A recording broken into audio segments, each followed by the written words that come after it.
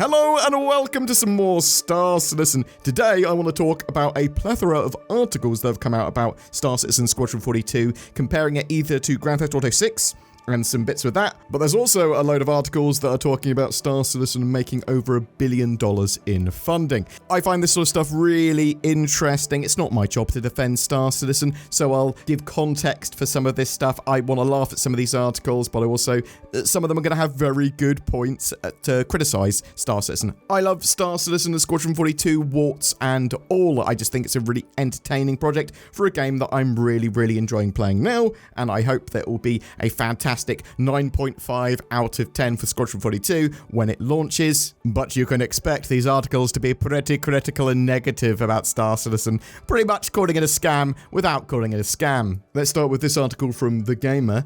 This is a good one. Anyone who thinks Star Citizen is the next GTA 6 is on one. Sorry. Star Citizen is a controversial project to say the least, despite having been collecting crowdfunding money since 2012 and existing in some form of development ever since. A decade has passed and Cloud Imperium Games has very little to show for it, despite having originally planned to launch in 2014. That's sort of true. The original Kickstarter goals were supposed to start coming out in 2014. Obviously, very different game for Squadron 42 and Star Citizen back then. No vast MMO that they've got now and this massive game with celebrities and all that sort of jazz. Going back to the article, technically you can play Star Citizen in early access right now, but it's clearly nowhere near finished yet. This is true. It's more of a vertical slice than a real game. I'd say the vertical slice would have more playability, but no, it's not a vertical slice because that would take a section out of all gameplay, and obviously a lot of gameplay isn't there. It's early access. That's a good definition of what Star Citizen is. Nearly $1 billion of potential players' money has gone into this project, and it's still unclear where that cash has gone. Well, that's not true. You can track the money pretty well. You can see from Star Citizen's own financials that they put out on the Cloud Imperium Games website where the money is going. They're spending it on the project. They've built these massive studios around the globe. They've got over 1,200 employees now. They started off with just a handful of people. There are monthly reports. There are regular videos coming out from CIG. There is a ton of data showing the development of the game for over a decade. And you might disagree with how well the project's going. You might be like, but it's hugely delayed and they're not producing exactly what they originally said. Of course they're not. You can argue that they've wasted loads of money, or they've been really inefficient, or they're not making the game that you want. All valid criticisms. Anyway, back to the article. There have been layoffs and crunch and still no release date. Well, that's kind of true, although Squadron 42, 2026 release, and from what we can tell, Chris Roberts wants to release Star Citizen 1.0 by end of 2028. Chief developer Chris Roberts has said about Star Citizen's single-player spin-off Squadron 42, "We're hoping it will be almost as big an event as Grand Theft Auto 6.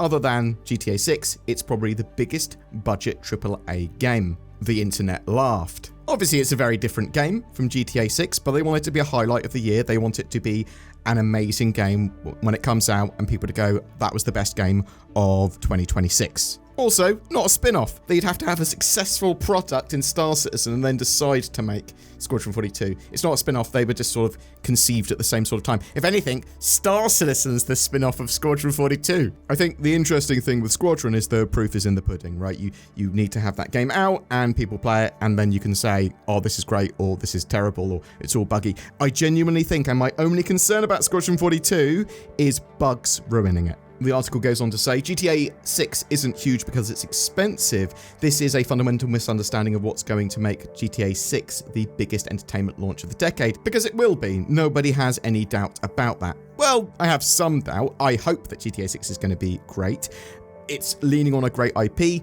GTA 5, absolutely fantastic game. A load of the GTAs have been really groundbreaking or interesting. Not all of them. It's been seen along with a load of other games as being like a must-play series, right? And I think the author will say that in a second. Yeah, I can see it on the screen. Along with things like, I suppose, Battlefield and Call of Duty and stuff like that originally. I think my concern for GTA 6 is that it's not going to be as good as GTA 5, at least at its initial launch. We'll have a great single-player campaign, right? But how develops that multiplayer going to be that a lot of people will want? GTA 6 is leaning on an IP almost 3 decades old and would have been in the public consciousness as a must-play series for 25 years by the time the 6th mainline game launches. The writer glazes Rockstar and GTA as a series for a little while, and then goes on to say that Star Citizen, in comparison, is just nothing that GTA 6 is. Chris Roberts is best known for creating the Wing Commander series in 1990. Star Citizen and Squadron 42, while ambitious and expensive, do not have the liberty of belonging to a long pedigree of industry-shaping games or a household name studio. And this is the bit I want to get to, the bit where they imply it's a scam, typically, at least in my opinion, that's what they're saying. Its reputation is also far worse. While you could argue Rockstar has been mired in some controversy, especially over the misogyny arguably present in the GTA series, it's also historically engaged in quite a lot of crunch. Everyone knows that Rockstar is an entirely legitimate developer.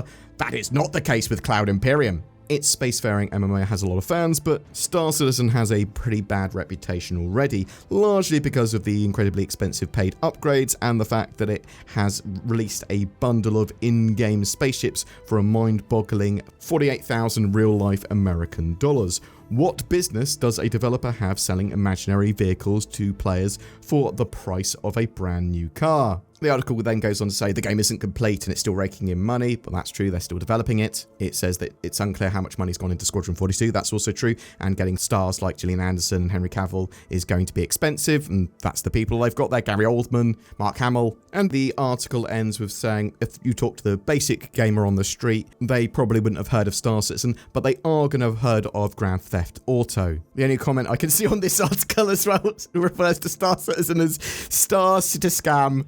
I just want to make this very clear. Squadron 42 and Star Citizen, not scams. If you were to compare it to a scam, it would be like saying, well, let's travel to the moon in real life. Or how do we fake going to the moon? Well, let's build a rocket capable of going to the moon and then go there. But the article writer is correct. It is not GTA 6. They are very different games. There's going to be a huge amount more pedigree and hype behind GTA 6. But I'd like to also present Claire Obscure, or Expedition 33, whatever you want to call it, or both. And that's my best game of 2025 by far. I absolutely love it. And that came out of nowhere. This video is sponsored by Tobii Eye Tracker 5s. They're on sale at the moment. It's Tobii's 24th anniversary, and to celebrate, you can use my link below to get 20% off until the 20th of September. Do you want high-precision head and eye tracking that's natively supported in Star Citizen? If the answer is yes or maybe, well, you can catapult your immersion and control to the next level by grabbing yourself one. Look, aim, react more freely, give yourself more options in ships, vehicles, and while on foot, just while playing the game, I suppose. And there are features like camera boost, which is a bit like mouse acceleration for your head and eyes, but actually really useful. It enables you to check around more easily, tracking an enemy fighter that's to the side of you, or looking out a window, or enabling you to check over your shoulder. The Tobii Eye Tracker 5 also supports a variety of other games and features, and there is also a sweepstake going on at the same time that you can get involved with. Buy one now. What do you have to lose other than the money you spent on buying it? I see the issue. You'll probably like it. Links below. Got some much fairer articles talking about Star Citizen recently from like Tweaktown. Star Citizen single player Squadron 42 will rival GTA 6 as the biggest budget game of 2026. There's a nice TLDR on that article just saying Star Citizen, developed by Cloud Imperium Games, has raised over $1 billion since 2012. Its standalone campaign Squadron 42, featuring a star-studded cast, is set for a 2026 release, promising a cinematic space combat experience that will enhance the main game's 1.0 launch, planned for 2027/2028. I think, assuming it's going to be in the latter half of 2028 for Star Citizen 1.0, it's probably the best bet. Also, like to state that Star Citizen's funding from all sources is well over $1 billion now. I think it's closer to 1.1 billion when you take into account subscriptions and then private investment from like the Calder brothers. But that article also outlines that Chris Roberts is on track to trying to release Squadron 42 in 2026. In fact, that's been repeatedly reiterated that that's when Squadron 42 is coming out, and then Star Citizen 1.0 on track for release by 2028, basically. And it's also set to be released alongside the only other billion-dollar juggernaut on the horizon, Grand Theft Auto 6. So, yeah, I think the release date for Grand Theft Auto 6 currently is May 26th, 2026, and at some point in 2026, we're expecting Squadron. As long as they're not released on the same month or same week, that'll be okay, right? Like, they are very different genres of game, but you don't want your hype to be entirely absorbed by another game. And there's loads of articles that are basically saying the same things, copy and pasting what the other articles are saying for the most part. There's an IGN one as well that I'll quickly go through. After raising over $1 billion from players, Star Citizen dev Chris Roberts hopes Squadron 42's 2026 launch will be almost as big an event as GTA 6. Chris Roberts made a bold claim about Squadron 42, comparing it to the behemoth of Grand Theft Auto 6. Cloud Imperium's game's Space Sim is considered one of the most controversial products in all video games. Over the near 13 years since its crowdfunding drive began, Star Citizen has been called many things, including a scam, by those who wonder whether it will ever properly launch. Its virtual spaceships, some of which cost hundreds of dollars, some thousands, are often the focus of criticism. There's a couple of other little bits in here as well. Chris Roberts' outlandish claim is already being torn apart by the internet, which has issued a collective no chance response. Analysts predict that GTA 6 will be the biggest entertainment launch of all time, making more money in its first 24 hours than any video game or movie before it. Do you know what? That's probably true of GTA 6, especially in its first 24 hours, as long as it's not super broken in some way. However, I quite like the fact that Chris Roberts is saying that he wants Squadron 42 to be the best game of the year. And why wouldn't he? If players are going to be the driving factor, or amount the game is played, or amount of money that it earns, then a gacha game or like Raid Shadow Legends or something will be the most played or most successful game. So there's one last article I want to highlight and talk about. It's one from Massively Overpowered. And the title of this one is Star Citizen Studio CIG's 2024 Financial Report heralds profit increases and wage reductions. So, the article goes on to say, it's time for everyone within our immediate sphere of gaming interest and some outside of it to port over the latest financial report of Star Citizen developer Cloud Imperium. The company's annual report for 2024 is now available. This isn't entirely true. This is just a very limited amount of information and does not have further context. It is just their UK studio as far as I'm aware. So yeah, a very limited amount of information out of context, and it isn't really useful, but I do want to have a quick read because it does show some stuff and you can take from it what you want, but just know that you might be entirely wrong. The article goes on to say, and once more shows that the money from and for the development of both the sandbox and single-player Squadron 42 has just kept on flowing. Interestingly, you can't buy Squadron 42 at the moment, and the funding is for effectively Star Citizen, which is interesting, right? So Squadron 42, I suspect, will go on pre-order again later this year. You were able to buy it, they took it off pre-order, they took it out of game packages, and I suspect this is all to do with marketing, and they'll start seeing it again this year. But the funding that's going on is for Star Citizen ships without Squadron 42. But a lot of the money that's being spent on Star Citizen is going into Squadron 42, obviously. The article goes on to say that according to these figures, overall profit for the year has gone up, despite gross profit being lower than last year. This might be partly due to significant measures to enhance cost efficiency, including strategically reducing the number of roles not aligned with critical objectives that saved the company about $4 million.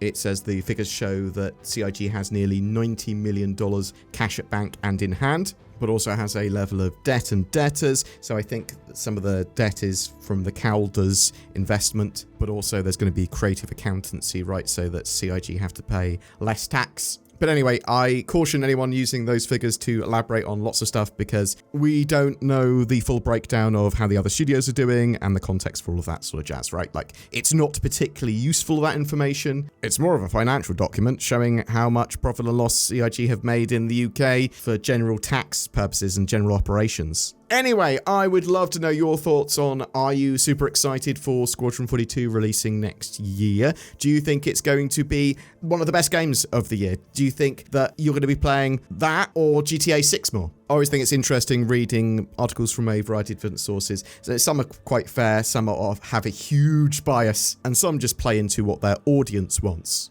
Hope you found that interesting, but yeah, tell me what you think in the comments below. Also, something you should do is click on the links down below to nordvpn.com/BoredGamer. Get yourself some NordVPN for better security, accessibility, and privacy on the interwebs. I use it. You can use it too. Big discount. Everyone's happy. Also, I've linked all those articles down below because even if you don't like the source, still the source I used, and maybe you want to read them, I don't mind giving them clicks if they've written the article. Just be an adult about it.